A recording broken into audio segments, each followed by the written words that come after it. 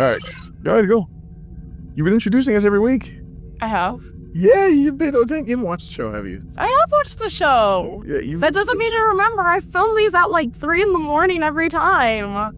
Okay. What should we say? Mariner 2.0? Probably not.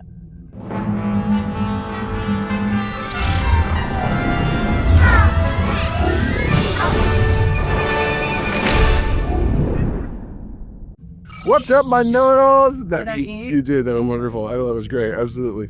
No, welcome to another episode of MrNormalReviews Star Trek. We're talking about Star Trek Lower Decks, and joining me, of course, is my favorite baby know-it-all, who's enjoying being up this early. It's a good time. I went back to sleep today, but I did it for you guys. That's right. No, that's for sure. The sacrifice is real. So yeah, man, this episode, what an interesting and fun episode. It's a very traditional Star Trek episodes to have the ambassadors of different groups come together for Starfleet to help mediate, and that's one of these. And the two races happen to be a race of glowing circles and a race of glowing cubes. But then we're introduced to a brand new crewman from a brand new species. It's Zeus's daughter. Remember Zeus from that episode of the original? You know what I'm talking about. It's his kid. And she's a granddaughter. That's right. She's got a little Laurel, and apparently she can, she's little sparkly hands, sparks. But when she does her powers, it manifests itself as a floppy lightning bolt. Yeah. She's not very good at it. No, not very good. She's not very good at Zeusing. Not good at Zeusing. In fact, she's gotten kicked off of most every ship she's been on. This is literally I was going to say, this is the 6th ship she's been on. Well, that kind of sounds like it's her problem, unfortunately. That's hilarious. She's been removed from 6 other ships. I assume this was her last chance at Starfleet. People can change if you let them. I'm proof. No, and so when you see her character, Mariner's like, I've been like her, and she's just misunderstood, and I'll give her a hand, and she goes to help her out, and it's rough. It was pretty rough, I'm not gonna lie. There was a crime scene, and it was between the spheres and the cubes. That's what happened. And they, like the ensign It's like and the Mariner, Sharks and the Jets. The Sharks and the Jets. Is that a football team? It's a West Side Story joke. Sorry, didn't watch that. No, it's all good. But what do you call it? They walk into a crime scene and they're like freaking out, blah, blah, blah, blah, blah. And as soon as that happens, I notice what's her face's facial expression. And I literally point to the screen and I go, that's her. She's the one who killed them, blah, blah, blah, blah, all that stuff. We knew there was more to her as the point, because obviously she didn't kill anyone, but still, yeah. I thought the Romeo and Juliet story was kind of played out. The whole I feel like I should have saw that one coming. Unfortunately, I didn't. And the fact that they made a weird eraser top kid. What did they call it? Do you remember? It's like a square me or squarrow. It was like square. Square, and then like the bottom was a circle. Yeah, it's very weird. Like I said, it's like a fake dreidel. Like that's the best way I can explain it. I'm just saying. Oh, and then that's the greatest analogy. Fake dreidel. Let's go. The B plot with what's his face? Rutherford and Indy, and Boimler. So Boimler now officially has a full-on mustache with a little tiny the soul patch going on. He's still trying to bring in the sides. And so what do you call it? Tendi and Rutherford are like, yeah, like we know, like you're looking at an interdimensional iPad. Blah blah blah blah blah. And he said, "Moo." He works his way in the other dimension, he works his way up through that chick, right? This very event is somehow by event I mean the peace treaty between these two species was when he did something in the other universe that made the cat doctor like him and gave him a nickname, and that started him on the path of like being given temporary command of the ship and this and that. Like it started him on the path, and so he's like, I gotta be like that. Yeah. So he's stressing out, man. He's trying to figure out ways. So he literally like goes in there, and then he's like, okay, by the way, his nickname in the other dimension was Flip. Okay, keep that in mind. So he walks in there. He's like, don't you think I can flip the script? A medical emergency. Oh, I just flipped on down here to see if I could shadow you. I've always wanted to learn medical stuff.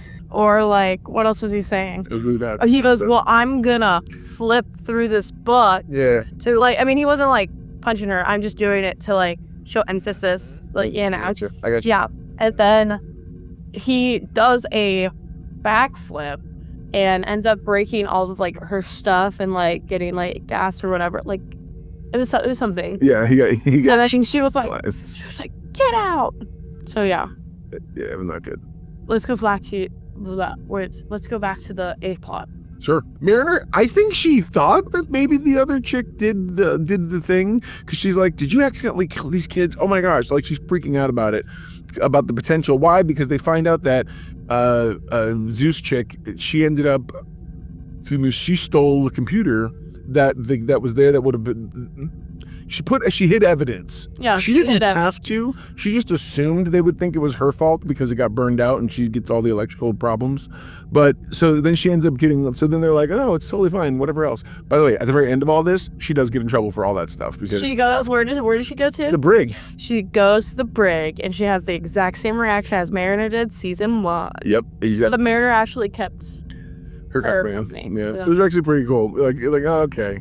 I see where they're going with all this. Mariner's grown to becoming a very mentor-like person who takes things a little more seriously. So we'll see. I slay her, honestly. Love her. Anyways, back to the B plot. Boimler. Yeah. He was like trying to think of like how he can connect with the cat lady. And he ended up deciding in his own head to speak her own language and curse words. Language. And curse words. And so he thought that was a bright idea. Hey, Dr. Ta'ana. What do you want? Nothing. What's crapping with you? What did you just call me? And decides to just start casually talking in curse words. And she goes, what did you say to me? Yeah, I called you a beep beep. And then she was like, oh, okay. Starts going all cat crazy on her or him. And like, then like, or You're shaming her. I'm not shaming her. I have a cat. So You have a cat? I do have a cat. She crazy. Nice. And that's basically what I saw. I just saw my cat on there. Like, That's hilarious. Yeah. But anyways, starts going like crazy on Boimler, and basically I feel like it was a good 10 seconds where you just heard beep. Oh yeah, no, totally. It was rough. It was long. Like- it was long.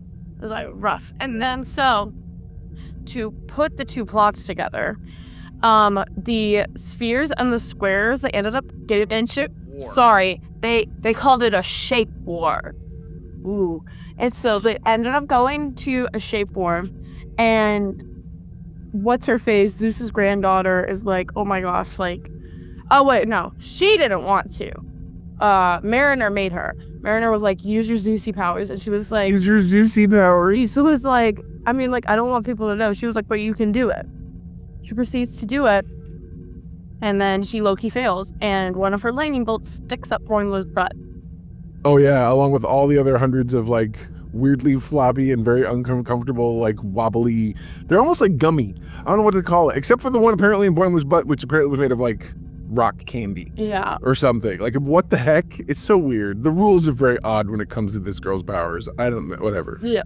But she manages to successfully do the thing, which was absorb the power away from those guys. After she fights her way into the main hall. It's not the holodeck. What's the thing? The shuttle bay. Shuttle bay. She fights her way into the shuttle bay and was like, listen, like, I can, like, engineer my way through it, because that's basically what she is. And she was like, I can engineer my way through it. I can make the orbs, like, really big. And she was like, fine. Did that. Saves the day. That's when we get to see the fake dreidel kid. Yep. And then Boimler gets surgery. He gets surgery. It's very intense surgery.